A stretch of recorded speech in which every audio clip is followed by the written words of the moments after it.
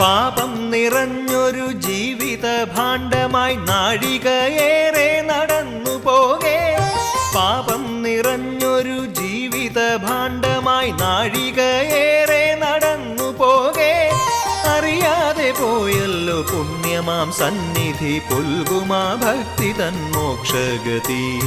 അറിയാതെ പോയല്ലോ പുണ്യമാം സന്നിധി പുൽകുമാ ഭക്തി തൻ മോക്ഷഗതി.